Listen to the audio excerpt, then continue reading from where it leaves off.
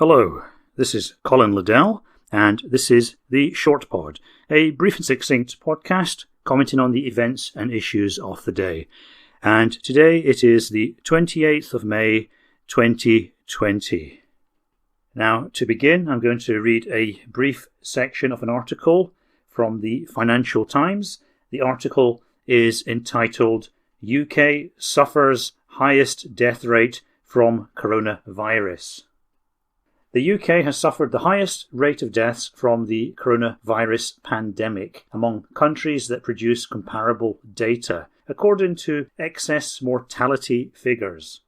The UK has registered 59,537 more deaths than usual since the week ending March 20, indicating that the virus has directly or indirectly killed 891 people per million. At this stage of the pandemic, that is a higher rate of death than in any country for which high-quality data exist.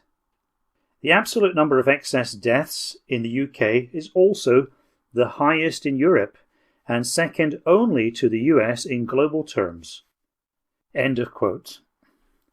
So, yes, Britain is the world leader in coronavirus deaths.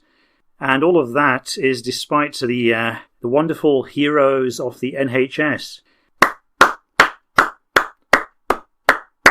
So what is the real story? Why is Britain the world leader? Why is the UK the most disease-ridden cesspit in the developed world? What's going on? A lot of people with an axe to grind against the UK or various institutions in the UK will try to say that it's because Britain is somehow an extremely shitty country. People with certain agendas or fixed argumentative points will say it's because of X reason or Y reason, not enough masks, or Boris Johnson timed the lockdown wrongly, or blah blah blah. There are lots of little points that can be brought up to support various pettifogging narratives. Britain is not really such a shitty country. It's no more shitty than America or Italy or France. Even Germany is not that great. Probably countries like Japan and South Korea are a lot better in some ways. They have less dysfunctional people. They have more of a group cohesion. They have less of the inherent multicultural chaos that probably feeds into this health crisis in some way. But, Britain doesn't stand out as a particularly shitty country. So, why oh why is Britain the leading coronavirus country in the developed world? Now, I think the reasons are not so complicated and they're not so esoteric and they are rather easy to uncover. First of all, there is a key point that sets Britain apart from other developed nations. It is the most northerly, densely populated country in the developed world.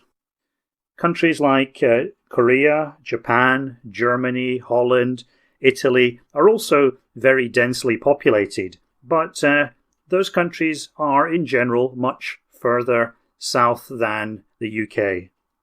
As we know, the virus has certain flu-like characteristics, and the flu season always comes in winter. So one of the characteristics of this virus is that it thrives in cold climates. We saw this also with the spread of the virus. It spread in countries like Iran and Italy and Spain much earlier in the year, when those countries were much colder. We see a similar pattern within the United States. Somewhere like New York State and California State are not that different in most respects. They're both American states which are densely populated. They have a mixture of various races and ethnicities, but for some reason, California has a much, much lower COVID-19 infection rate than New York. So we're seeing this consistent pattern of the virus thriving in densely populated countries when the weather is cold or cool. Italy and Spain had much shorter cold spells this year than Britain, which is normal. And Britain is just now starting to get a bit warmer, according to the weather data I've been looking at. And so we can expect Britain to gradually fall into the same pattern. But because Britain is one of the most densely populated countries, and it is the northernmost of the major densely populated developed countries, its coronavirus season has become bigger and longer and more intense than most other countries. But why is Britain the most northerly, densely populated country? The main reason, of course, is because even though it's very, very far north, it has generally milder weather. That doesn't mean warm weather. It means less severe cold or freezing weather. And this has enabled the British Isles throughout its very, very long history to have a much higher population than other places equally as far north. Now, if you look at the map of the world, you will see that the British Isles is about as far north as Hudson Bay in North America, or Sakhalin Island in the Soviet Far East. These are very, very sparsely populated areas.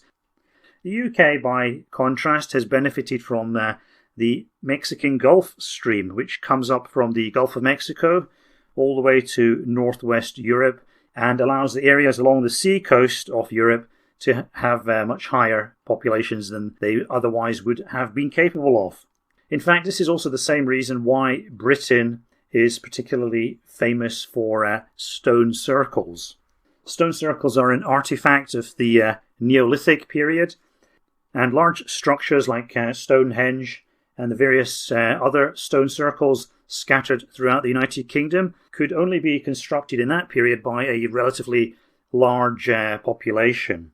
But why would they bother wasting their energy constructing stone circles? The reason for that is because Britain is so far north, the rising and setting place of the sun varies a great deal on the horizon.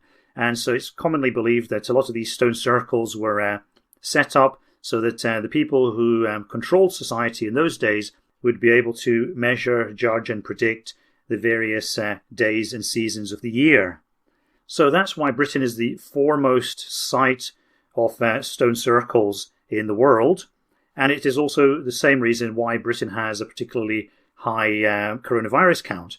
Cold weather, but not too cold, population density, the north. So that's the macro point about why Britain has the highest number of corona deaths. Over and out.